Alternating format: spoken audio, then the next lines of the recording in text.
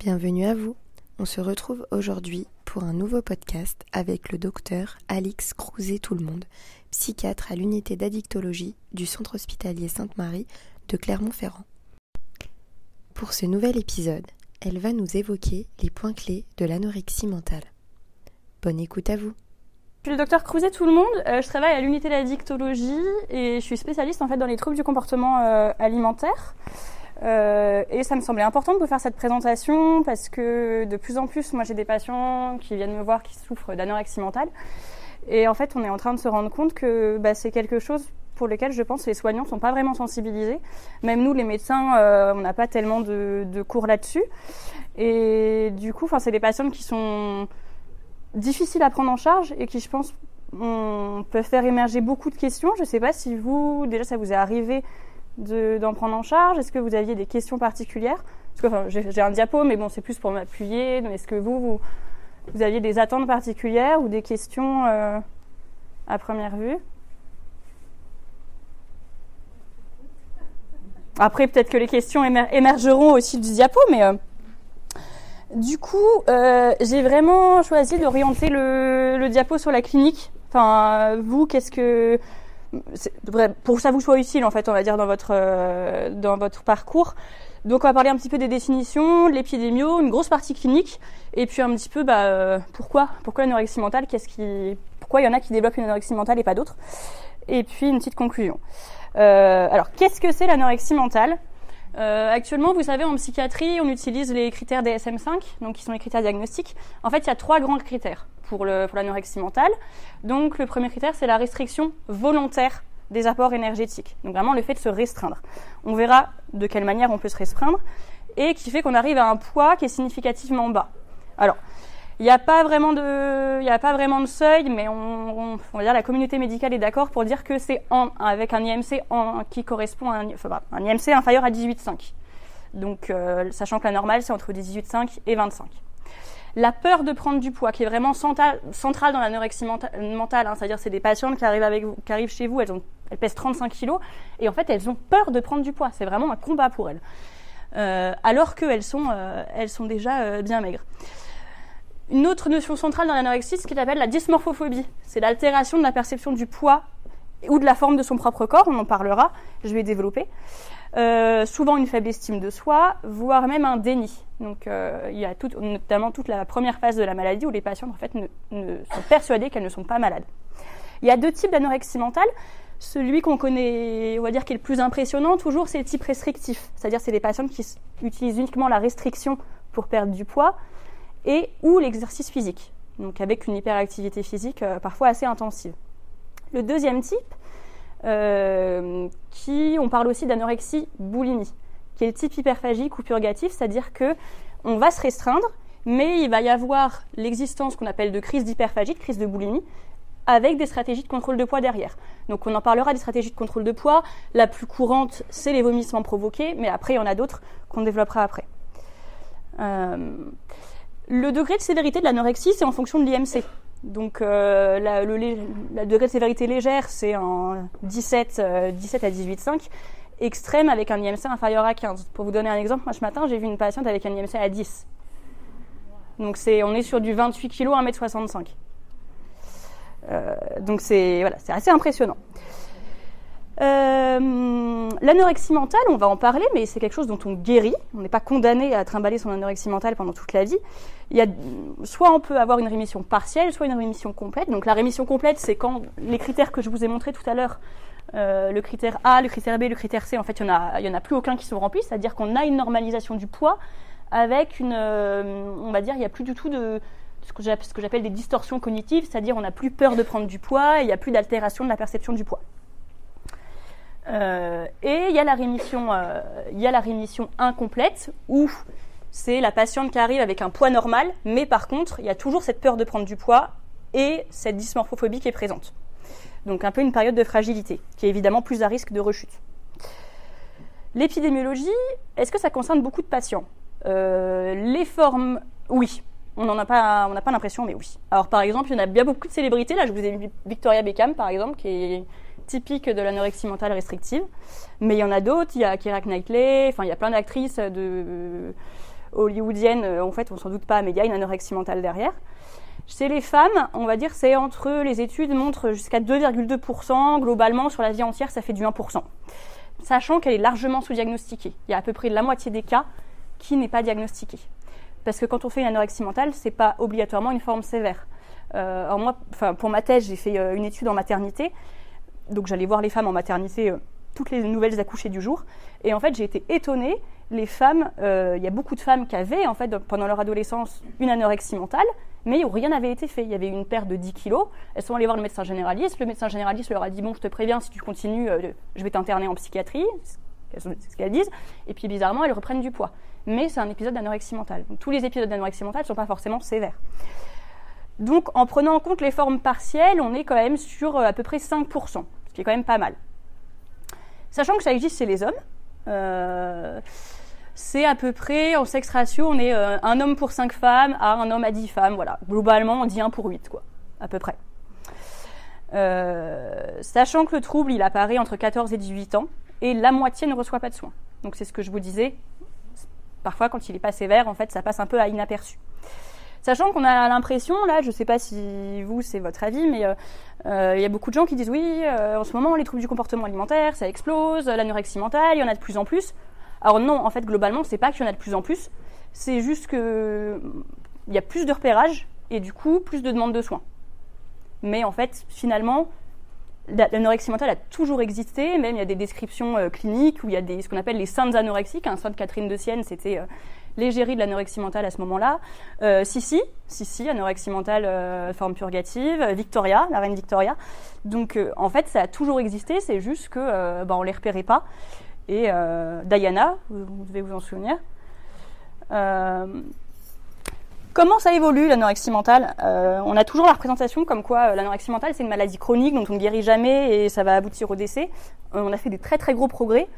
Moi au début de mes études de médecine on disait 1/3 de guérison, 1/3 de chronicisation, 1/3 de décès. Donc globalement on a fait quand même des gros progrès parce que alors après 10 ans de soins, ça prend pas 3 mois, on a quand même presque 50% de guérison. Ce qui est quand même on peut en être fier. 34% d'amélioration et 20% de chronicisation et 5% de décès. Avec quand même presque les 2/3 qui ont un poids normal, plus de la moitié où les règles réapparaissent et une normalisation du comportement alimentaire dans 50% des cas à peu près. Donc quand même, c'est une maladie certes qui est chronique, qui prend du temps, mais on a quand même des bons résultats, on va dire sur le long terme après une prise en charge de plusieurs années. Sachant que la mortalité est maximum la première année qui suit l'hospitalisation. Parce qu'en général, la première hospitalisation, c'est une hospitalisation souvent de renutrition. Donc, on va demander à la patiente de reprendre du poids, ce qui est tellement anxiogène pour elle que souvent, elle décompense et ça peut entraîner c'est tellement insupportable pour elle que la souffrance fait qu'il va y avoir de nombreuses tentatives de suicide cette première année. Les rechutes sont fréquentes. On le sait, quand on a une anorexie mentale, c'est comme en addicto, donc la rechute, c'est la règle. Donc, on a presque la moitié des patientes qui rechutent. Sachant que l'anorexie mentale, donc on a vu il y a 2 formes, la forme restrictive et la forme purgative. Je dirais l'anorexie mentale fait partie de la grande classe qu'on appelle les troubles du comportement alimentaire. Donc souvent, on ne va pas souffrir d'anorexie mentale, on va souffrir d'anorexie mentale, puis après souffrir de boulimie, puis après souffrir d'hyperphagie, et souvent, en fait, on passe d'une classe à une autre. Alors, on peut avoir l'impression que c'est désespérant, en disant « elle ne va jamais s'en sortir ». En fait, c'est plutôt positif. C'est plutôt positif. Une patiente pour qui on est dans une anorexie mentale restrictive pure, avec une perte de poids, une chronicisation, il faut se poser des questions. Au contraire, c'est qu'il y a probablement un diagnostic sous-jacent. Mais c'est plutôt positif que la maladie évolue avec, par exemple, des crises de boulimie, des vomissements provoqués qui se surajoutent. Ça veut dire qu'on n'est pas dans une forme enquistée de la maladie et que finalement, ça évolue. Je vous l'ai dit tout à l'heure, la maladie, elle se caractérise souvent à l'adolescence. On en parlera pourquoi, avec un âge moyen qui est de 16 ans. Souvent, au moment d'apparition de la puberté, avec ce corps qui se transforme, sachant qu'il existe des formes pré-pubertaires, donc avant la puberté, et tardives. Les formes pré-pubertaires sont en général beaucoup plus sévères. Les groupes à risque, donc vous savez tous que il y a le mannequinat, mais il y a aussi des sports, les sportifs de haut niveau avec des images corporelles où l'image corporelle est prépondérante, comme la danse, l'équitation, la gym. Et moi, je suis étonnée, mais dans ma patientèle, j'ai beaucoup de professions de santé. des pharmaciens, des médecins, des internes, des infirmières, parce que c'est, je pense, des études qui sélectionnent en fait les patients qui souffrent de troubles du comportement alimentaire. Alors, les phases de la maladie, globalement, il y en a 4. La première, ça commence toujours, on va dire à 95% par un régime. C'est-à-dire que c'est la patiente qui va, où il va y avoir une insatisfaction corporelle, elle va pas se sentir bien dans son corps, elle va se dire, bon, je vais perdre 2-3 kilos, avec un mal-être, des angoisses, plus ou moins un facteur déclenchant, parfois c'est un trauma. Après, moi j'appelle ça la phase de lune de miel, parce que c'est une phase en fait où la patiente commence à perdre du poids, donc commence à perdre du poids rapidement, et elle va avoir ce sentiment d'exaltation. Donc en fait, souvent l'entourage s'inquiète pas, parce qu'au contraire, il voit que la jeune fille en fait est beaucoup mieux, souvent est plus heureuse. Ils s'inquiètent pas parce qu'elle dort bien, finalement ils la voient plus épanouie, donc ils se disent bon bah, c'est bon, peut-être qu'elle a perdu 2 kilos, mais en fait elle va très bien, au contraire elle s'est fait plus d'amis, elle sort plus, et puis on la sent mieux. En fait c'est piégeux, c'est une phase qui est rapide et agréable avec une perte importante de poids, où globalement c'est la phase où la patiente elle va décrire le plus de bénéfices de la maladie. Donc avec vraiment cette sensation d'autosatisfaction, d'avoir la maîtrise totale de sa propre vie, aussi de son entourage. Et donc l'entourage s'inquiète pas, il y a cette sensation de plaisir. En fait, cette phase, elle est due à ce qu'on appelle l'effet des endorphines. C'est-à-dire que le jeûne, quand on jeûne, au départ, on va avoir des endorphines, donc qui sont des hormones de la satisfaction, enfin des neurotransmetteurs de la satisfaction, et qui fait qu'on va se sentir bien. Et donc pendant cette première phase, en fait, on va avoir la petite phase d'exaltation, qui souvent ne dure pas très longtemps, hein, ça peut durer quelques semaines, mais on va l'avoir. Et beaucoup de familles se font avoir parce que, en fait, pendant cette phase de lune de miel, ils ne s'inquiètent pas, alors qu'il faudrait. Mais à juste titre, ils ne s'inquiètent pas parce qu'elle va bien. Ensuite, la phase d'état, ce qui est souvent la phase où en fait, les anorexies mentales viennent nous consulter, c'est une perte de poids en fait qui est un peu moins rapide parce que forcément quand l'organisme a perdu beaucoup, on perd moins, mais les efforts pour elle sont de plus en plus coûteux. C'est de plus en plus il va y avoir de l'ambivalence en fait, parce qu'il va y avoir des inconvénients de la perte de poids. Au début il y avait vraiment que les effets positifs de la perte de poids, et là il y a les effets négatifs. Donc avec, on verra un petit peu tous les effets corporels, mais notamment elle va parler de troubles de la concentration, de se sentir tout le temps fatiguée, elle va pas dormir, elle va avoir froid tout le temps. Donc on verra tous les effets, mais là vraiment elle va les ressentir de pleine face, et c'est là où l'entourage s'inquiète, parce qu'à ce moment-là il voit que la personne ne va pas bien. Et au fur et à mesure de cette phase, en fait, il y a une prise de conscience de la part de la patiente que, au début, en fait, elle contrôlait son alimentation, elle contrôlait sa vie, et en fait, maintenant, elle contrôle plus rien. C'est-à-dire que même si elle revoulait manger, en fait, elle n'y arrive pas. Pourquoi ? Parce qu'elle doit lutter en permanence contre 2 messages contradictoires dans sa tête, sans être psychotique. Hein. Donc, il y a la voix de l'anorexie qui lui répète inlassablement qu'elle est grosse, qu'elle est laide, qu'elle ne doit pas manger. Et il y a l'autre voix qui, elle, par contre, lui dit qu'elle est maigre, qu'elle est malade et qu'elle devrait manger. Et en fait, en permanence, elles le disent, c'est un combat. C'est-à-dire qu'avant le repas, il y a ces 2 voix, et c'est un combat, laquelle va gagner. Et souvent, la voix de la maladie, elle est tellement présente, tellement tyrannique et tellement impérieuse qu'en fait, elle l'emporte sur la deuxième. Quoi. Et la phase de reprise de poids, donc souvent, ça fait suite soit à une décision personnelle, soit c'est imposé par l'entourage ou le corps médical, les hospitalisations avec sonde nasogastrique, c'est comme ça. Et c'est ce que je disais tout à l'heure, c'est-à-dire que c'est vraiment compliqué pour elle parce qu'elle doit en permanence lutter contre ces 2 voix, et ça engendre une profonde souffrance avec un risque suicidaire important. On parlait de restriction alimentaire qui fait partie du premier symptôme. Comment ça se manifeste ? Donc c'est survenue progressive, c'est pas, on va pas soudainement avoir un régime alimentaire normal et puis manger 2 petits pois du jour au lendemain. Souvent, elle commence à diminuer les quantités. Donc elle diminue leurs portions, parfois il y en a qui sautent des repas, qui bizarrement se mettent à plus manger de petit-déj. C'est des personnes où on retrouve souvent dans leur placard beaucoup de nourriture, parce qu'en fait ça va les rassurer. Finalement, ce qu'elles ne mangent pas, elles le stockent. Les restrictions qu'on appelle qualitatives, donc c'est sur la qualité des aliments, donc elles vont exclure toutes les catégories d'aliments qui sont à risque de faire prendre du poids. Elles ont cette vision dichotomique où il y a les bons et les mauvais aliments. Donc elles vont exclure tout ce qui est gras et sucré. C'est des patientes qui peuvent parfois prendre l'excuse d'un régime alimentaire particulier comme le végétarianisme, le véganisme, et préférer les produits allégés. Et ce qu'on retrouve de manière systématique chez les anorexiques, c'est vraiment une alimentation qui est basée sur les fruits, les légumes verts et les laitages. Finalement, on finit par éliminer le gras, le sucré, les protéines, les féculents. C'est une alimentation qui va devenir de plus en plus sélective, où en fait finalement, donc c'est initialement sur les aliments très caloriques et puis après avec des règles vraiment inflexibles. C'est-à-dire, quand je dis règles inflexibles, c'est que si la patiente elle a décidé qu'elle mangeait 3 petits pois, on lui en met un 4e dans son assiette, ça va la mettre en vrac. C'est inflexible.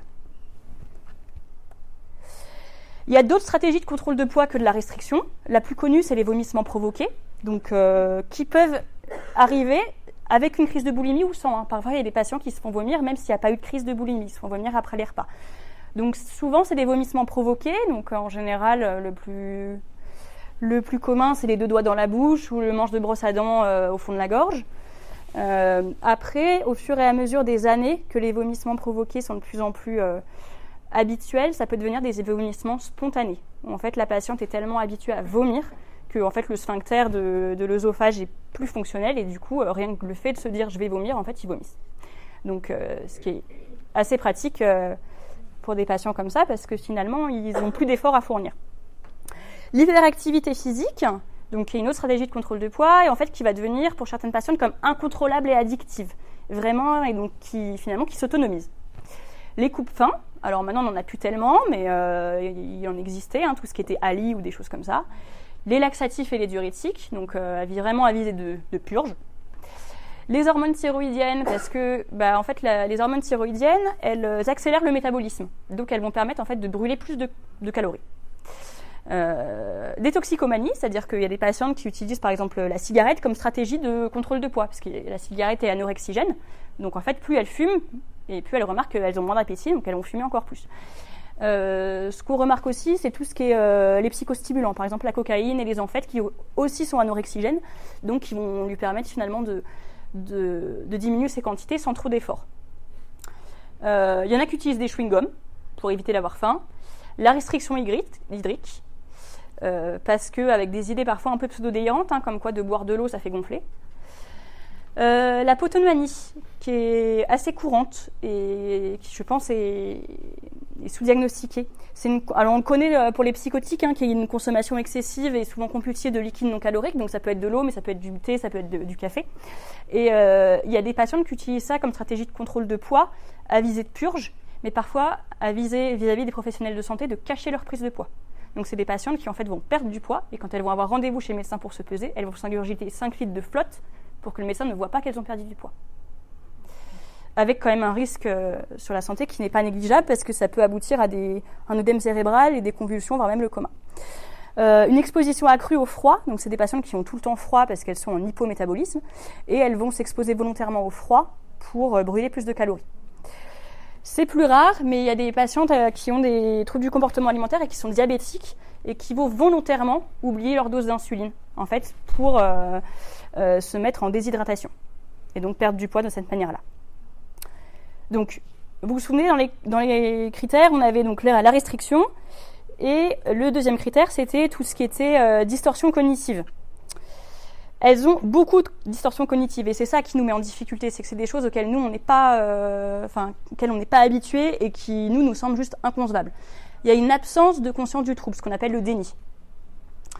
Il y a, alors ça c'est hyper important, les perturbations de l'image corporelle, la dysmorphophobie. En fait, moi j'aime bien leur faire ça lors de la première consulte. Je leur présente une échelle. Alors je cache ça, je cache la ligne où il y a le BMI là, l'IMC. Et je leur dis, vous voyez comment, sur quelle échelle? Et après, quelle silhouette vous voudriez être? C'est quoi votre poids idéal? Et moi, après, j'ai l'IMC. Donc, avec le poids et la taille de la patiente, je la calcule. Et bien, récemment, j'ai eu une patiente, elle avait un IMC qui correspondait au numéro 2, donc une 19. Elle se voyait en 5. Donc, elle se voyait avec 3 silhouettes d'écart. Sachant que c'est pas forcément incohérent d'avoir une petite dysmorphophobie. Les études montrent qu'en général, chez les femmes, il y a à peu près une silhouette d'écart. On se voit toutes un peu plus grosses que ce qu'on est. Mais là, 3 silhouettes, ça commence à faire. Donc, finalement, elle me dit, moi, je me vois là, alors qu'elle est là. Et pour leur montrer, je leur dis, moi, j'ai pas de problème avec mon poids. Où est-ce que vous me situez? Et en fait, systématiquement, elles entourent la bonne silhouette. Donc tout ça pour vous dire qu'en fait, elles ont une vision appropriée du corps de l'autre, mais par contre pas de leur propre corps. Tac. Oui, cette dysmorphophobie, alors, elle est difficilement explicable. Hein, on se pose beaucoup de questions. La raison qui est le plus souvent avancée, c'est, on dit, au niveau des intégrations, des informations sensorielles, donc tout ce qui est proprioception et sensibilité. En fait, il y a un trouble au niveau cérébral et donc elles ont une image du corps qui finalement ne correspond pas à la réalité. On va aussi avoir un envahissement et des préoccupations excessives autour du poids et de l'alimentation. Donc des idées obsédantes alimentaires, c'est des patientes qui vont en permanence penser à la nourriture, mais toute la journée. Qu'est-ce que je vais manger au prochain repas ? J'ai mangé, maintenant qu'est-ce que je vais faire ? Il faut que je me dépense. Comment faire pour comment faire pour éliminer ce que j'ai mangé ? Et en fait, c'est la pesée qui devient chez elles un moyen d'évaluer leur état émotionnel. C'est la balance qui va leur dire si aujourd'hui, elles vont être de bonne ou de mauvaise humeur. Donc si elles ont perdu, elles vont être de bonne humeur. Si elles vont perdre, elles vont être de mauvaise humeur. Ça devient vraiment le baromètre. Avec parfois des patientes qui se pèsent 15 fois par jour.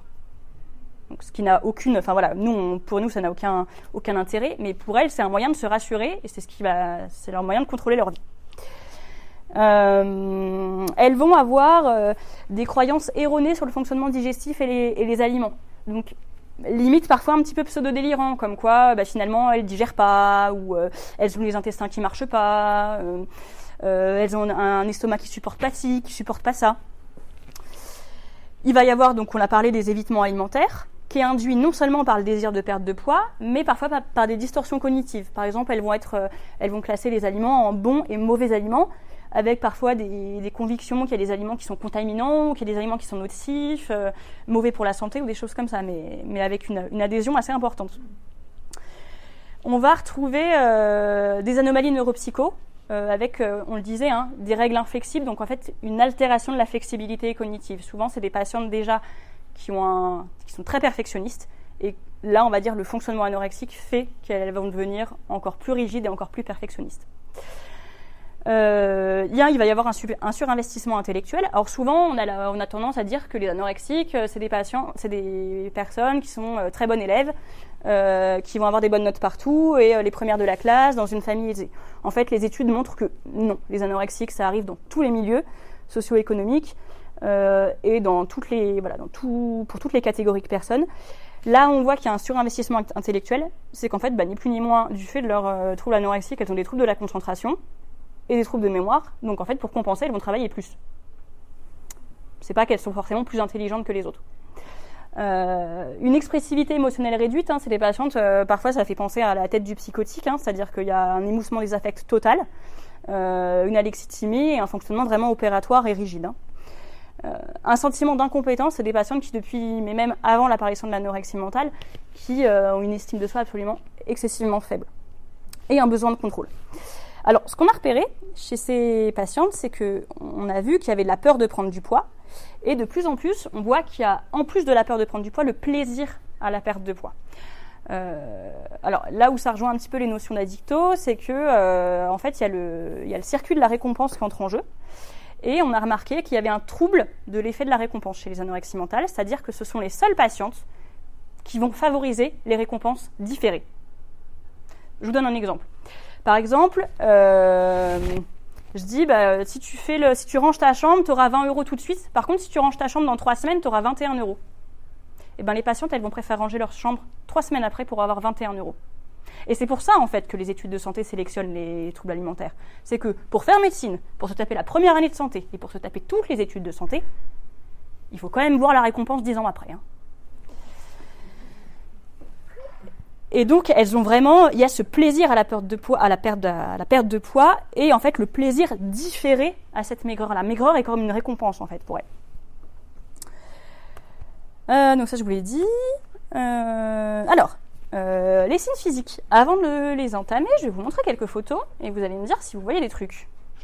Si je vous montre la dame, là, est-ce que vous voyez des trucs au niveau de sa mâchoire ?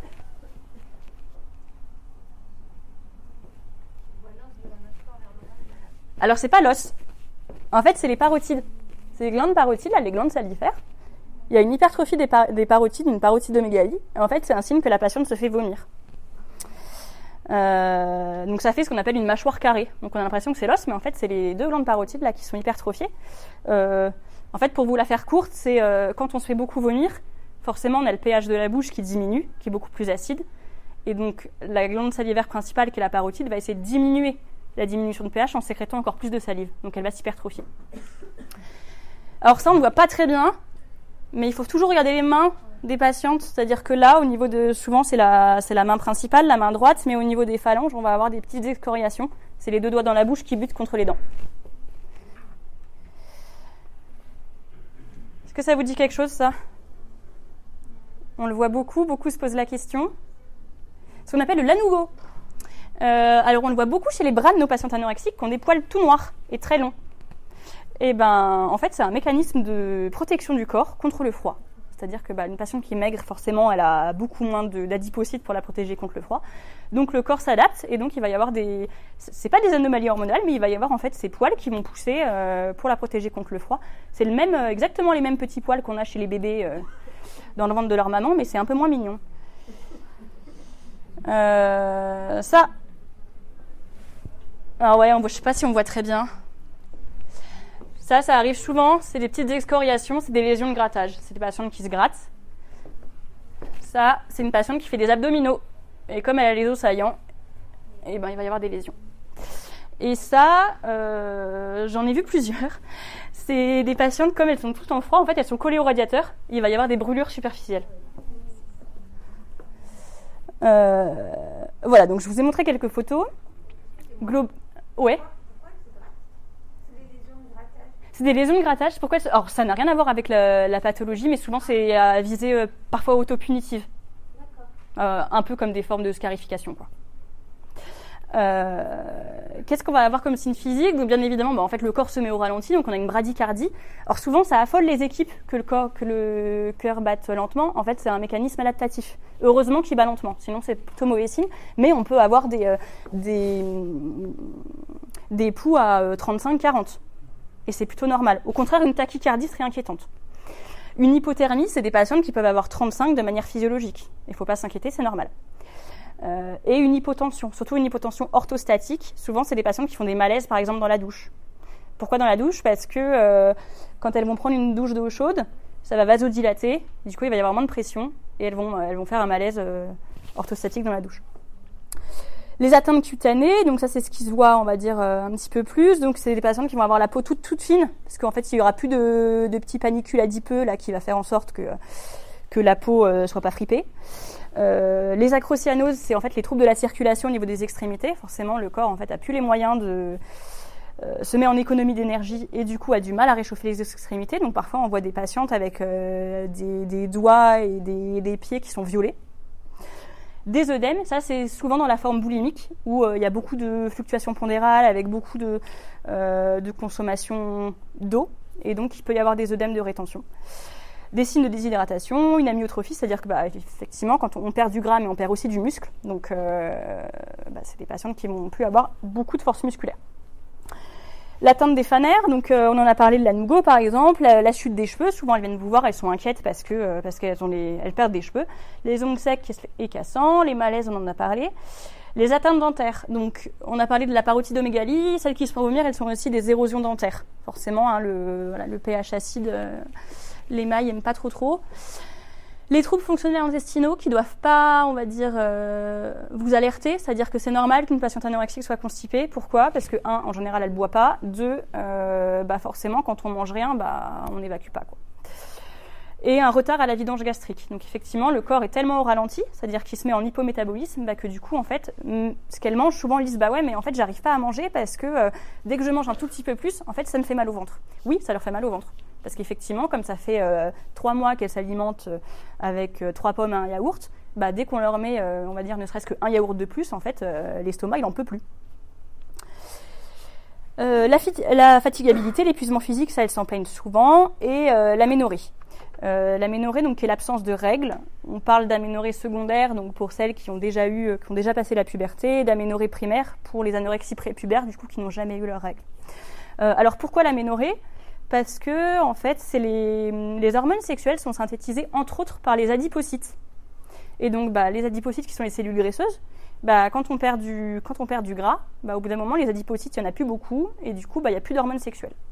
L'aménorrhée est réversible, c'est-à-dire qu'il faut le dire à la patiente, normalement, pour votre fertilité, il n'y a pas de souci. C'est-à-dire que si vous revenez à votre poids, à un poids en général correct, de nouveau, vous retrouverez vos règles. Ça, on l'a fait. Les signes biologiques, qu'est-ce qu'on peut voir sur la prise de sang? Alors, évidemment, des carences. Un des premiers signes, c'est vraiment l'anémie. Pourquoi? Parce que il y a une carence en fer, le plus souvent, voire même en B9, voire même en B12. Donc, systématiquement, il y a une anémie. Du coup, j'embraye sur ça. Il y a aussi une atteinte des lignées sanguines. Je pense notamment à une patiente qui est hospitalisée en ce moment, qui a une anémie et aussi une leucopénie. Tout simplement, c'est en fait une dégénérescence de la moelle osseuse. C'est-à-dire que la moelle osseuse, en fait, elle est carencée et du coup, elle n'arrive plus à se régénérer, elle n'arrive plus à régénérer les lignées sanguines. Donc, en général, quand on commence à avoir des lignées sanguines altérées, quand il y a juste l'anémie, ça va. Quand on commence à avoir les 3 lignées altérées, il faut commencer à s'inquiéter.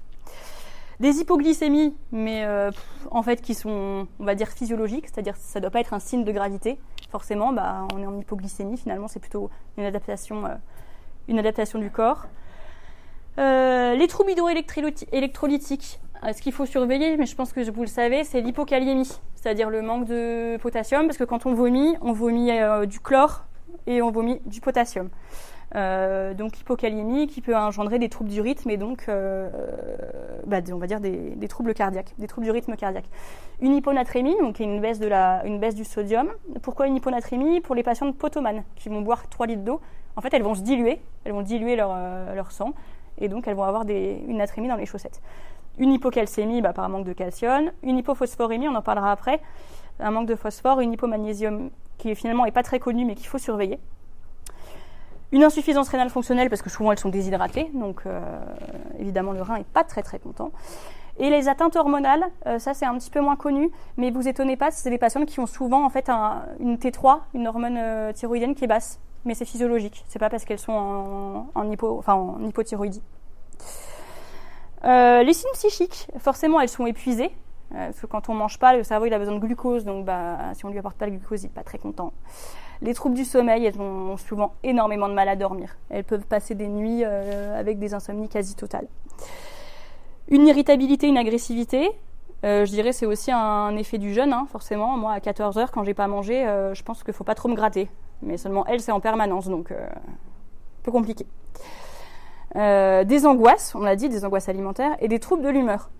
Alors, des troubles de l'humeur, pas forcément de style trouble bipolaire, c'est-à-dire qu'il va y avoir, on l'a dit, pendant la phase de lune de miel, il va y avoir une élation de l'humeur qui est normale. Et au contraire, au fur et à mesure que la maladie vont s'enquister, elles vont se rendre compte qu'en fait, elles ne contrôlent plus rien, qu'elles ont l'impression de contrôler leur poids, mais qu'en fait, finalement, même si elles veulent reprendre du poids, elles n'y arrivent pas, et donc là, elles vont se déprimer. On a parfois des émergences d'éléments persécutifs plus ou moins délirants. Alors, on dit pseudo-délirants, souvent c'est pas délirant, tout simplement parce que en fait ils vont disparaître avec la renutrition. Donc c'est vraiment dû à la dénutrition. La dénutrition engendre un nombre de symptômes absolument incroyables et c'est ce qui va la dénutrition enquiste le trouble. À partir du moment où on renutrit quelqu'un, déjà, il va plus avoir d'éléments, il va avoir moins d'idées délirantes, moins d'idées persécutives et délirantes, et moins d'idées obsédantes alimentaires. Et c'est ça qui est compliqué de leur faire comprendre, c'est que finalement, c'est le début de la renutrition qui est super compliqué, mais après, en fait, une fois qu'elle commence à être renutrie, on n'a plus tous ces signes psychiques et toutes ces distorsions cognitives qui, au fur et à mesure, disparaissent. Évidemment, les troubles cognitifs, quand on mange pas, on peut pas se concentrer, on peut pas mémoriser, et prendre des décisions, c'est compliqué. À court terme, qu'est-ce qu'on risque ? Une dénutrition extrême, avec tous les organes qui se mettent à lâcher. Les conduites purgatives, donc souvent les vomissements. Comment on risque l'hypokaliémie, donc les troubles du rythme. Alors ça dépend vraiment des patients. Moi j'ai un patient qui vomit 4 fois par jour et qui n'a jamais été en hypokaliémie. Et par contre, il y a des patients qui vont vomir que 1 fois par jour et qui vont se retrouver en hypokaliémie sévère. Ça dépend. Ils ont une tolérance plus ou moins adaptative. Les intoxications à l'eau, je vous en parlais, la potomanie. Quand on se boit 5 litres de flotte, on va se diluer. Et donc, il y a des risques de convulsions, d'œdème cérébral et de coma. Un truc qu'on ne connaît pas trop, mais auquel il faut faire très attention, c'est le syndrome de renutrition inappropriée. C'est-à-dire une anorexique, il ne faut jamais, par exemple, mettons qu'elle soit à 300 kilocalories, qu'elle mange 300 kilocalories par jour. on ne va pas la mettre à 2000 kilocalories. C'est comme ça que, par exemple, il y a des soldats en camp de concentration qui sont morts. C'est qu'en fait, les soldats américains, quand ils ont débarqué dans les camps de concentration, ils ont voulu renutrir, enfin, gentiment, on va dire les gens qui étaient détenus, et ils leur ont donné leur ration alimentaire. Mais en fait, c'était des gens qui avaient passé tellement de mois en dénutrition qu'en fait, ils les ont tués par le syndrome de renutrition inappropriée.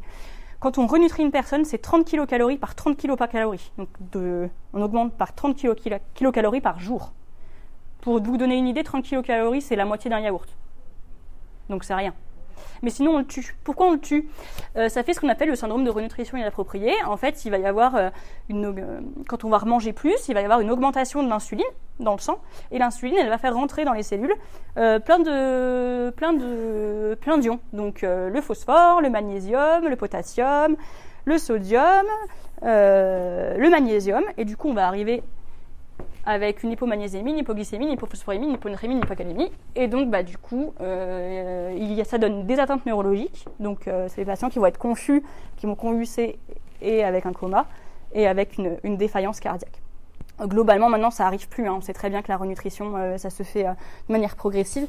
Mais ne serait-ce qu'il y a 30 ans, c'était pas aussi évident que ça. Les complications digestives, je vous les passe, mais celles qui sont vraiment importantes, c'est les hépatites. Et les insuffisances hépatocellulaires. Ce qu'on surveille beaucoup, nous, sur les bilans sanguins, c'est les transaminases. Il peut y avoir des hépatites de dénutrition et des hépatites de renutrition. Et parfois, c'est pas évident de savoir si c'est une dénutrition ou si c'est une renutrition. Bref. Du coup, il faut bien faire attention à la fonction hépatique. Les atteintes médulaires, je vous en ai parlé, là, le fait d'avoir les atteintes des lignées de la moelle, où c'est une dégénérescence, en fait, de la moelle osseuse. Les atteintes cardiaques, donc bien évidemment on en a parlé, une bradycardie, mais aussi un allongement du QT et parfois des épanchements péricardiques. Donc ça c'est vraiment les complications à court terme. Les complications à long terme, c'est le retard pubertaire, puisque effectivement des patients qui commencent leur puberté et qui se mettent en restriction, en fait la puberté s'arrête. Il y a vraiment le développement des caractères sexuels secondaires qui s'arrête. Et donc là on le voit bien sur les courbes. Alors vous voyez peut-être pas très bien, mais là, au niveau du poids, donc là, la patiente, épisode d'anorexie mentale. Donc, il va y avoir on va dire une incidence sur le poids. Et ce qu'on voit là, alors ça met plusieurs années, mais en fait, il y a aussi une incidence sur la taille. Donc, c'est des patientes qui, quand il n'y a pas de rémission ou qu'il y a plusieurs années d'anorexie mentale, en fait, elles vont, au niveau du pronostic de taille, elles vont perdre quelques centimètres. Globalement, on parle de à peu près 3-4 centimètres par rapport à leur taille qu'elles auraient dû faire. Une ostéoporose, évidemment, parce que manque de calcium, donc ça, pareil, l'ostéoporose, c'est du chronique, donc on va y avoir beaucoup de fractures. Et l'infertilité. L'infertilité, l'anorexie mentale et grossesse, c'est un peu mon dada, mais c'est pas parce qu'on est anorexique qu'on peut pas avoir d'enfant, et c'est pas parce qu'on n'a pas de règles qu'on peut pas avoir d'enfant. Donc, qui dit aménorrhée dit qu'il peut y avoir des ovulations. Parfois, il y a des patientes anorexiques, il faut faire attention, qui se retrouvent enceintes. Donc, forcément, il faut une contraception, même quand on n'a plus de règles. Au niveau des comorbidités psychiatriques, on en a parlé. Souvent, c'est des personnes qui finissent par se déprimer, qui ont des troubles obsessionnels compulsifs, beaucoup qui ont des rituels de rangement, de vérification, de lavage. Moi, une fois en hospitalisation, j'ai vu une patiente, elle devait laver 15 fois son kiwi avant de le manger, avec parfois un petit peu sous-tendu, avec des idées un petit peu pseudo-délirantes de persécution. Beaucoup d'anxiété, de la phobie sociale, les troubles de personnalité. Il y a chez l'anorexie mentale restrictive pure, souvent c'est une personnalité qui est un petit peu obsessionnelle, donc très rigide, très ritualisée.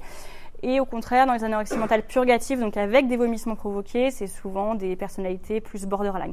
Sachant que qui dit anorexique ne dit pas forcément trouble de la personnalité associée. Enfin, c'est pas parce qu'on est anorexique qu'on a une personnalité pathologique. Ça, je le mets juste pour que vous l'ayez en tête. Une anorexie mentale restrictive pure qui se prolonge, qui n'évolue pas et qui reste rigide, on se pose toujours la question d'un diagnostic d'autisme ou de schizophrénie. La schizophrénie chez les troubles alimentaires, c'est 7%, alors qu'en population générale, c'est 1%. Donc il y en a plus. Parfois, c'est des patientes qui vont décompenser en fait leur schizophrénie par une anorexie mentale à l'adolescence et qui après vont faire des épisodes psychotiques. Mais le premier épisode va être un épisode anorexique. Alors, pourquoi on devient anorexique ? Alors, il y a plein de mécanismes. Au niveau psychopatho, on va dire que ça vient répondre à 3 problèmes chez ces patientes. La problématique identitaire, la problématique du corps sexué et la problématique de la dépendance vis-à-vis de leur famille. La problématique identitaire, il ne faut pas oublier que l'anorexie mentale, souvent, c'est déclenché par l'adolescence. Donc en fait, ils sont dans un moment, ces patientes, je parle de patientes, il y a des patients, mais c'est vrai que plus souvent, c'est des femmes. C'est des patientes qui sont en recherche de construction identitaire. Souvent, c'est qui je suis, quelle est la personne que je vais être, qu'est-ce que je vais faire de ma vie. Et en fait, ça leur donne une identité psychique. Il y a des patientes qui vont vous dire « mais moi, si je ne suis pas anorexique, je ne suis rien » ou « je ne sais pas qui je suis ». Ça leur donne cette néo-identité avec une fonction thérapeutique. C'est le fait de tout contrôler, de contrôler leur alimentation, de contrôler leur poids. Finalement, c'est un moyen de garder le contrôle de sa vie. C'est des patientes qui ont peur, en fait, de s'engager dans la vie et qui ont peur de ce que le futur pourrait leur préserver. Et finalement, de contrôler l'alimentation et leur pesée, c'est je garde le contrôle de ma vie. Au moins, je le contrôle. C'est un moyen de réguler tout ce qui est angoisse, émotion, et puis distance affective, on va le voir après.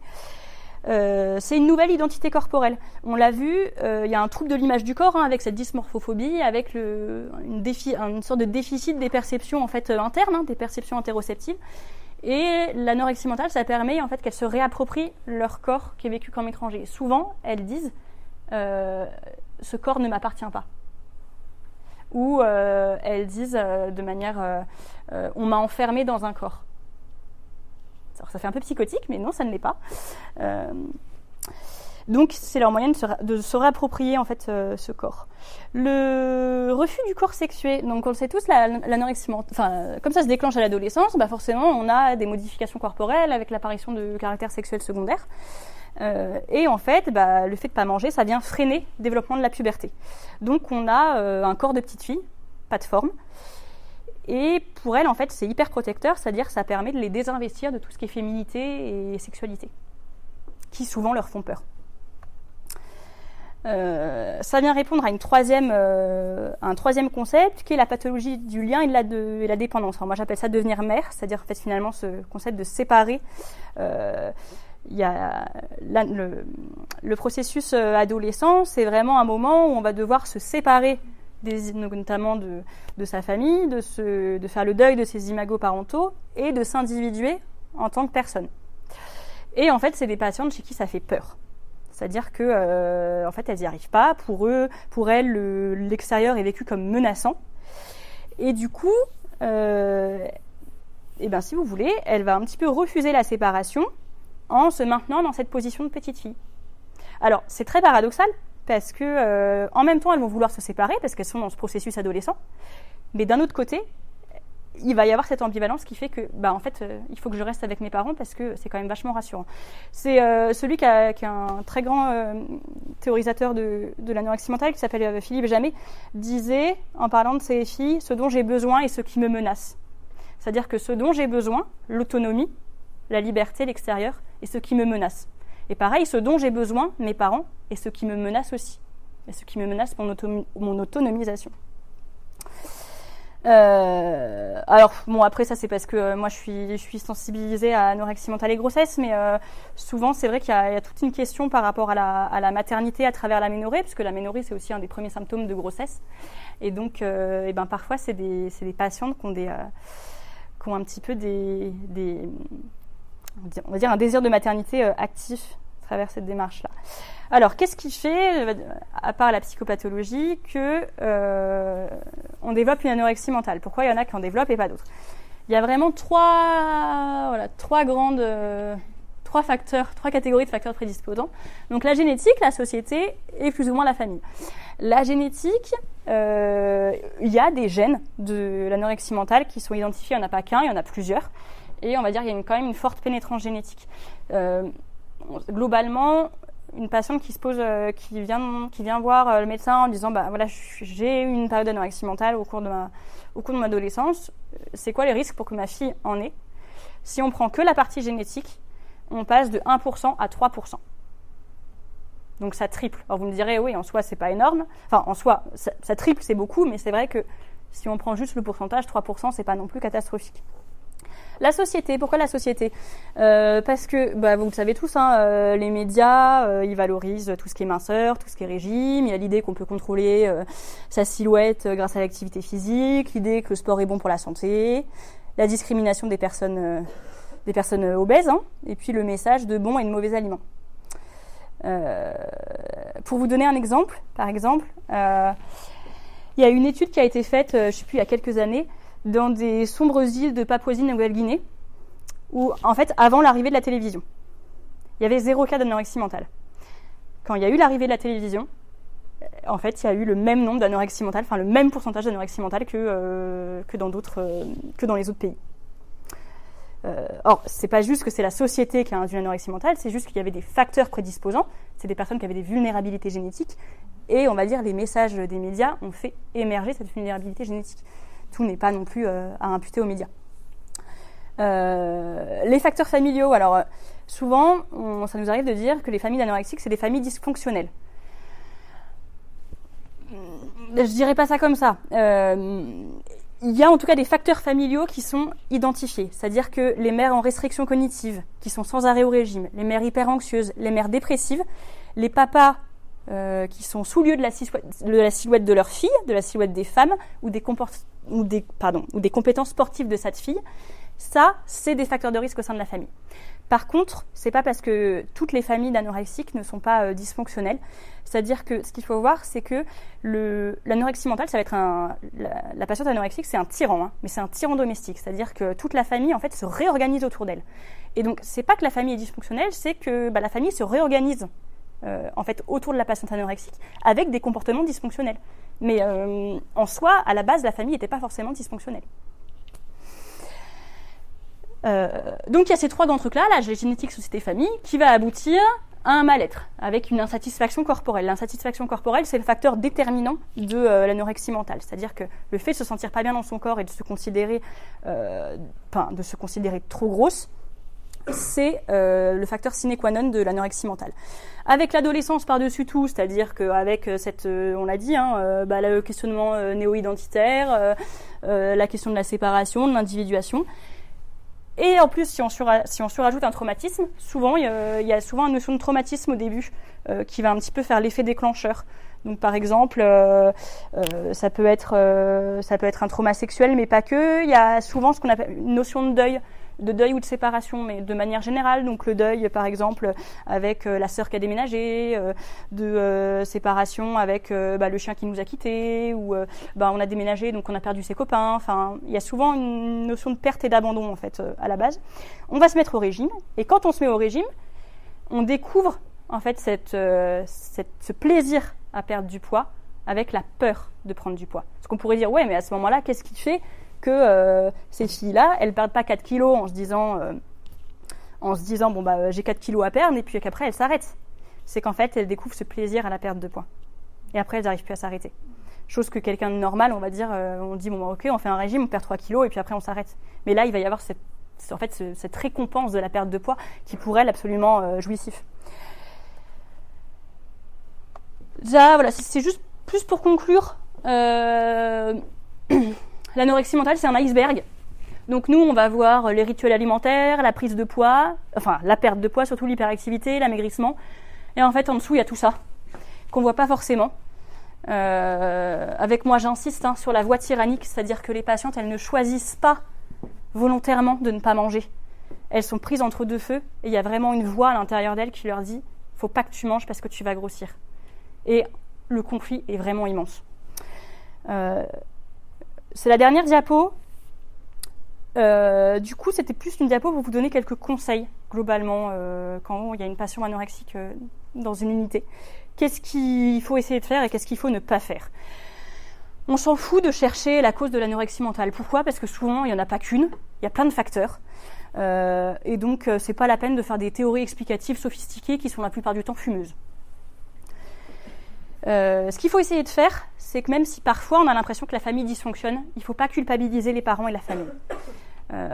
Parce que, comme je vous le disais, souvent la famille et les parents, c'est se sont réorganisés autour de la patiente avec des comportements parfois irrationnels. C'est-à-dire que moi, j'ai vu des parents qui, tous les jours, faisaient la même chose à manger pour toute la famille parce que madame la patiente anorexique avait décidé qu'elle mangerait que 3 haricots verts. Et donc la famille mangeait des haricots verts tous les jours.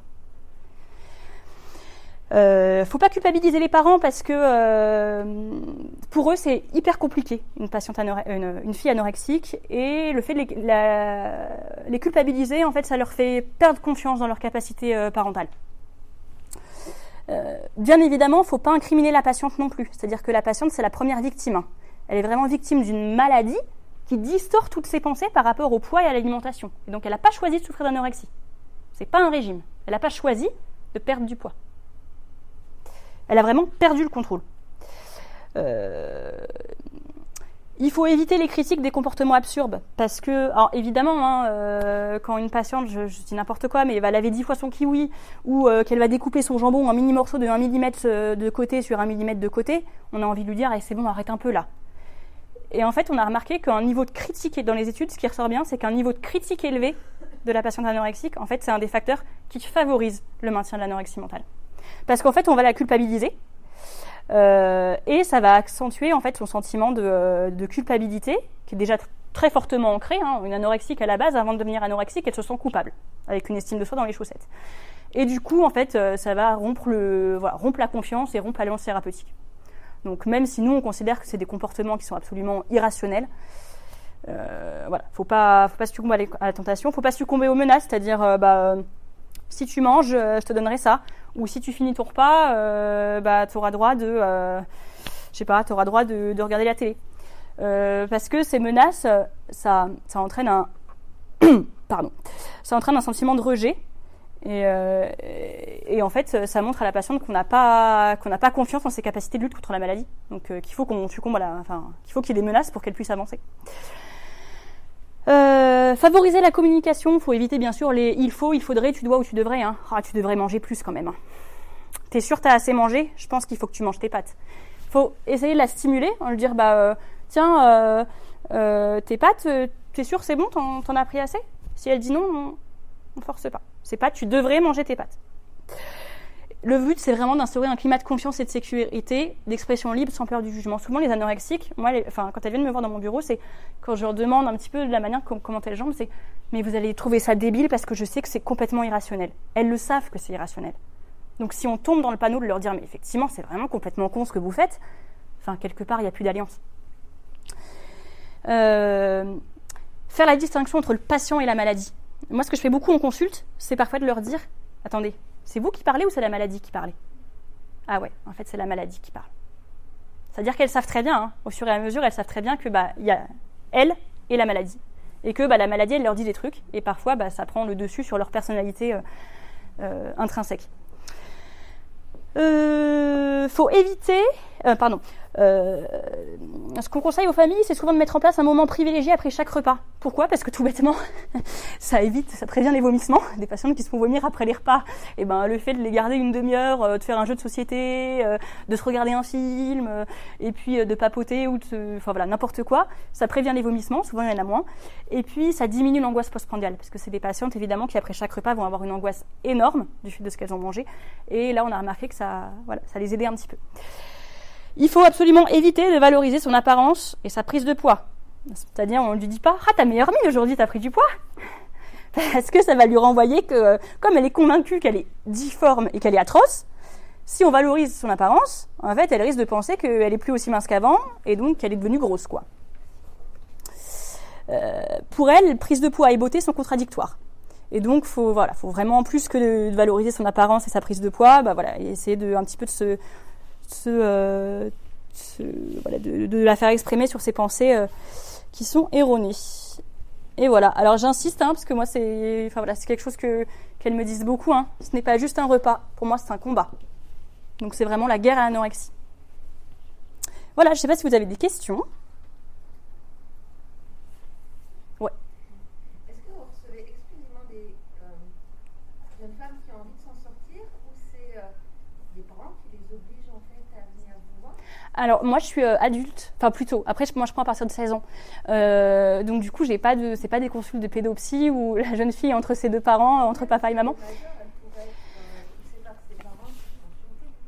Alors après j'en ai où effectivement il n'y a pas de motivation intrinsèque, hein, c'est-à-dire qu'on les oblige à consulter. Après honnêtement ça marche pas. C'est-à-dire que s'il n'y a pas de motivation, alors moi il faut vraiment essayer d'alimenter le doute, enfin voilà, de faire émerger le doute, l'ambivalence. Mais à un moment quand vraiment j'y arrive pas, je leur dis bon écoutez, là je vois que vous n'êtes pas prête à changer. Et ben, si vous voulez, on se fixe un rendez-vous dans 3 mois pour voir où est-ce que vous en êtes. Et puis enfin voilà, les accompagner, mais pas forcément. Enfin, si c'est pas leur décision, si c'est pas leur souhait. C'est comme les addictions, hein. C'est-à-dire qu'on peut les accompagner dans leur ambivalence et on peut essayer de faire émerger leur motivation, mais quand elles sont dans le stade, si effectivement elles sont dans le stade du déni, c'est pas possible. Enfin, on va pas y arriver. Quand vraiment elles sont dans la phase d'ambivalence, ouais, on peut essayer, mais la phase du déni, c'est impossible. Je sais pas s'il y avait d'autres. Ouais. Tout à l'heure, dans à l'IDEA que vous avez montré, Ouais. j'ai vu le mot culpabilité, mais j'ai pas vu le mot honte. Et on n'a pas forcément la même approche avec la conduite principale et quelqu'un qui a honte. Et comme il y a une fierté à la base, une réflexion un peu forcée d'avoir réussi à faire le contrôle du corps, ça aussi de la notion de honte. Est-ce qu'à un moment donné, ça. En fait, elles se sentent la honte. Souvent, elles l'ont par rapport à leur famille. C'est des patientes en fait qui sont très honteuses par rapport. Elles ont. Pardon. Non, je me suis mal exprimée. Souvent, la culpabilité, elles l'ont vis-à-vis de leur famille. C'est des patientes en fait qui sont super coupables de ce qu'elles font vivre à leur famille parce qu'elles se rendent bien compte qu'en fait elles sont tyranniques et que la famille se réorganise autour d'elles. Donc en fait, elles se sentent coupables. Et honte, c'est plutôt de la honte par rapport à leur image corporelle. Parfois, il y a des patientes qui me disent mais je suis dégoûtante, je suis immonde, alors qu'elle pèse 40 kilos. Donc je dirais, ouais, la honte, c'est plus par rapport à l'image corporelle, la culpabilité, plus par rapport aux autres.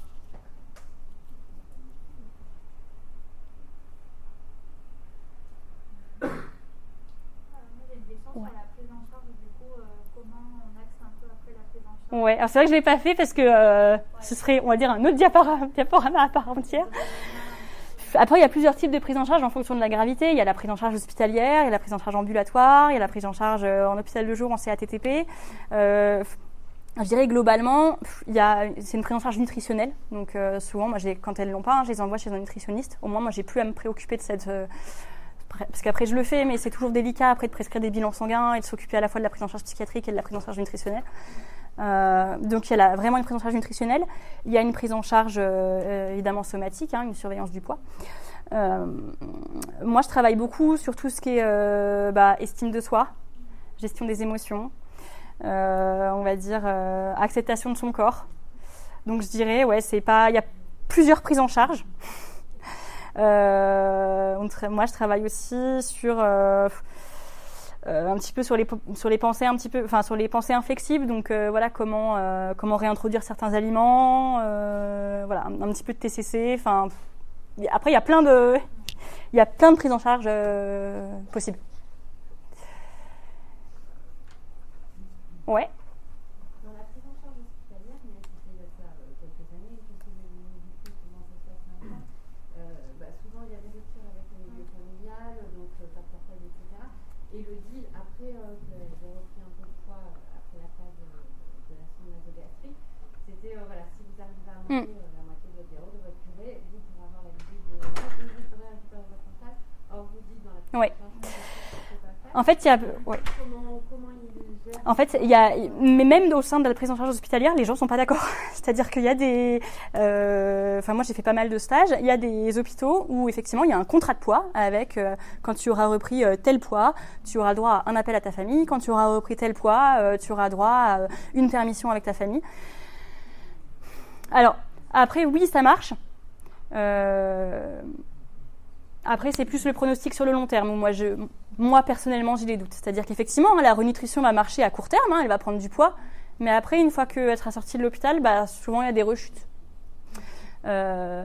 Sachant que la renutrition par sonde nasogastrique, il y a un moment, on n'a plus le choix. C'est-à-dire qu'elle est tellement engoncée dans ces distorsions cognitives que en fait, la psychothérapie ne sert à rien. Soyons clairs, en dessous d'un IMC à 15, la psychothérapie, elle sert à rien, parce que de toute façon, elle a des distorsions cognitives, elle a des fausses croyances, donc en fait, on va servir à rien. Donc c'est vraiment la prise en charge nutritionnelle qui est au premier abord avec la sonde nasogastrique. Et puis après, une fois qu'elle est un petit peu renutrie, nous, on y a accès. Mais c'est vrai que moi, franchement, les contrats de poids, je suis pas forcément pour. Après, c'est mon avis, hein, mais je sais que ça se pratique encore. Sachant que maintenant, il y a plus de séparation avec la famille, parce qu'on a clairement vu que c'était délétère. C'est-à-dire qu'une patiente qui a en plus des problématiques de séparation et d'individuation, du jour au lendemain, on lui dit tes parents, tu peux leur dire au revoir, et puis il faut que tu prennes 10 kilos avant de les voir. On peut imaginer que ça va être compliqué. Donc, mais bon, après, c'est vrai qu'il y a plusieurs philosophies selon les services. Ouais. Une question, alors c'est sans parler de vouloir rechercher un peu l'origine, mais il y avait Françoise Dolto qui parlait à l'adolescence du syndrome de Homard, je crois bien. Peut-être, je sais pas. En fait, c'était le passage de Homard à l'âge adulte, en fait, ouais. Il perdait sa carapace. Et le fait de perdre sa carapace, Homard, il était dans une vulnérabilité totale. C'est-à-dire qu'il était... on retrouvait un petit peu le côté sensitif d'être agressé en permanence, il prenait tout en lui, parce qu'il ne peut pas se défendre de tout ça. Et je me posais la question, quand je t'écoutais, c'est est-ce qu'on ne peut pas travailler sur ce passage? J'ai l'impression qu'il y a un passage, l'adolescence, c'est ce refus d'être adulte femme, ouais. Femme. Est-ce qu'il n'y a pas un travail à faire également sur ce passage? On le retrouve dans certaines ethnies où il y a un passage qui consolide la posture de femme, de future mère. Oui. Est-ce qu'il n'y a pas un travail qui peut se faire du côté de la parole? Bien sûr, quand on arrive dans des urgences vitales, on n'a pas le choix. C'est la sonde nasogastrique, il faut y aller. Mais quand encore la parole peut agir, est-ce qu'il y a un travail qui est fait également pour aider ces jeunes filles ou jeunes garçons, parce qu'il n'y a pas que des filles, à faire cette transition qui soit moins douloureuse? Après, c'est ce qu'on fait à l'UA. Je pense à toi, Aude, qui a pas mal de patientes anorexiques que je t'envoie. Et c'est ce qu'elle fait. Enfin voilà, le but, c'est vraiment de faciliter la transition entre l'enfance et l'âge adulte, qui est pas évident. Et puis de plus en plus, moi, je trouve que c'est de plus en plus violent. Hein. Donc, ouais. Donc, c'est ce qu'on essaie de faire, en tout cas. Mais je sais pas, du coup, s'il y a d'autres questions ou si c'est... Ouais.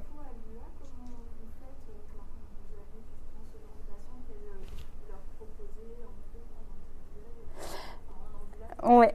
Alors, il faut savoir que moi, je suis arrivée en mai. Donc, enfin, j'ai pris mon poste en mai. Avant, l'UA ne faisait la prise en charge des troubles alimentaires que pour l'hyperphagie boulimie, et donc pas pour l'anorexie. Moi, j'ai ouvert du coup à tout type du comportement alimentaire, donc hyperphagie boulimique, boulimie et anorexie mentale. Donc pour l'instant, c'est on va dire des consultations médicales avec des suivis infirmiers, enfin voilà, des prises en charge. Moi, je me base beaucoup sur la sophrologie, enfin voilà, la gestion des émotions, l'estime de soi. Le but, on a rédigé avec l'équipe un nouveau projet, justement pour avoir un parcours de soins un peu plus adapté pour ces patientes-là, avec un temps de diététicienne, un temps de psychologue,